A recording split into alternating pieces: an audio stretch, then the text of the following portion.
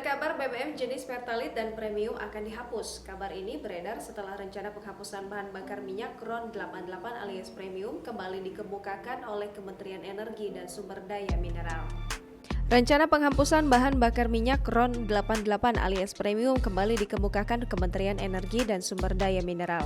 Nantinya bensin dengan RON 90 yakni Pertalite akan menjadi pengganti premium selama masa transisi. Kendati begitu, Pertalite juga akan dihapus.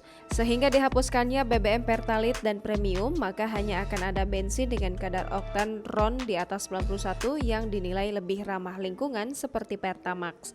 Direktur Pembinaan Usaha Hilir Minyak dan Gas Bumi Kementerian ESDM Surjaningsih menginformasikan bahwa premium RON 88 saat ini hanya digunakan oleh 7 negara saja. Volume yang digunakan pun sangat kecil karena kesadaran masyarakat menggunakan bahan bakar minyak dengan kualitas yang lebih baik menjadi salah satu penyebabnya. Lebih lanjut, Surya mengungkapkan pemerintah sedang menyusun peta jalan bahan bakar minyak ramah lingkungan di mana premium dihapus dan nantinya Pertalite juga akan digantikan dengan bahan bakar yang kualitasnya lebih baik. Pemerintah akan berusaha meredam gejolak yang timbul di masyarakat terkait proses shifting Pertalite ke Pertamax atau Pertalite dihapus. Perubahan dari premium ke Pertalite akan mampu menurunkan kadar emisi karbon dioksida sebesar 14%.